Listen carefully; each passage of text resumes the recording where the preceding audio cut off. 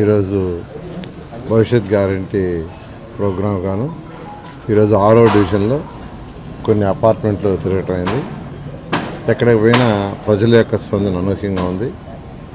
వాళ్ళు మాట్లాడేది ఒకటే డెవలప్మెంట్ 2014 నుంచి 19 దాకా తెలుగుదేశం ప్రభుత్వం చేసిన డెవలప్మెంట్ని వాళ్ళు గుర్తు చేస్తున్నారు.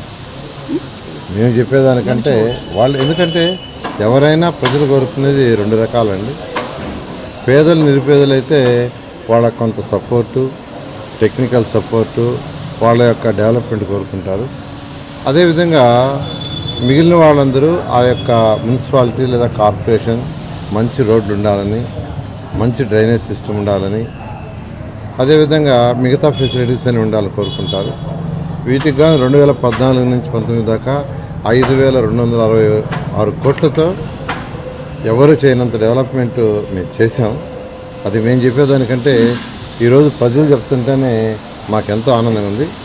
అయితే వాటిల్లో కొన్ని వర్క్స్ ఒక 10%, 5%, 15% మిగిలిపోయినాయి. అన్నిటికంటే ఇంపార్టెంట్ ఏంటంటే దోమలు లేని నెల్లూరు నగరం చేయాలని 550 కోట్లతో అండర్గ్రౌండ్ సివరేజ్ ప్రాజెక్ట్ టేకప్ చేసాం. అది 90% అయిపోయింది.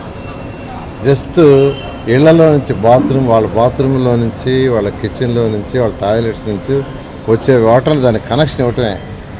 కనెక్షన్లు కానీ ఇస్తే దోమలు లేని నెల్లూరు నగరం అవుతుంది. దోమలు ఎప్పుడు వస్తాయి? డ్రైన్స్, కాలువల్లో నీళ్లు కానీ స్టాక్ ఉంటే అక్కడ దోమలు ఇంకా పెరుగుతాయి.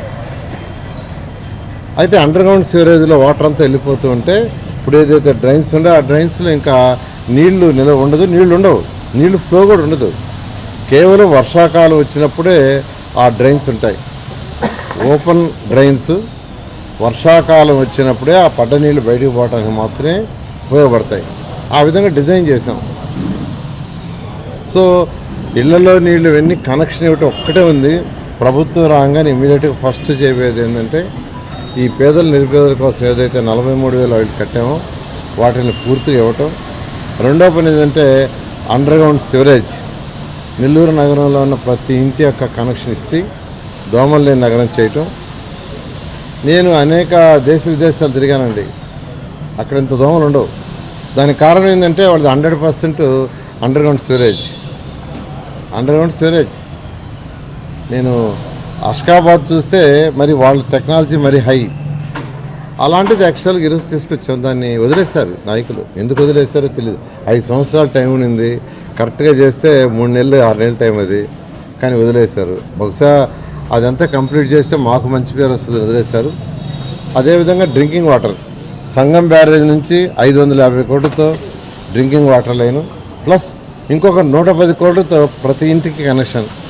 550 కోట్లే కాదు, మరొక 110 కోట్లు కూడా శాంక్షన్ చేసాం. అది కూడా 10% మిగిలింది.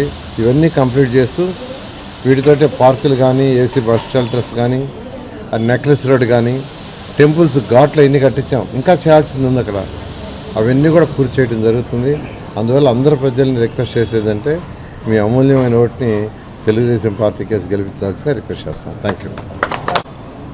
మాజీ ముఖ్యమంత్రులు తెలుగుదేశం పార్టీ అధినేత నారా చంద్రబాబు నాయుడు గారు 2వ తేదీ నెల్లూరు వస్తున్నారండి. ఎందుకంటే 2వ తేదీ వేమిరెడ్డి ప్రభాకర్ రెడ్డి గారు మరియు ఆయన అనుచరులు, అంటే అంతేకాకుండా 10 కాన్స్టిట్యున్సీ నెల్లూరు ఉమ్మడి జిల్లాలో 10 కాన్స్టిట్యున్సీస్ నుంచి అనేక మంది జడ్పీటీసీలు, ఎంపీటీసీలు, కౌన్సిలర్లు, కార్పొరేటర్లు మరియు మండల అధ్యక్షులు చేరుతున్నారు. ఇంతమంది చేరుతున్నారు కాబట్టి మళ్ళీ అక్కడ విజయవాడకి ఎంతమంది పోవటం ఇబ్బంది అనే దాంతో వారిని రమ్మని రిక్వెస్ట్ చేసాం. వారు యాక్సెప్ట్ చేశారు. నెల్లూరుకి 10:30కి వస్తారు. 10 గంటల నుంచి ఆ ప్రోగ్రాం 11 to 12 ప్రోగ్రాం జరుగుతుంది. అక్కడ ఎవరైతే చేరుతుందో ఆ చేరికలని కంప్లీట్ చేసి మళ్ళీ వాళ్ళు వెళ్ళిపోవడం జరుగుతుంది.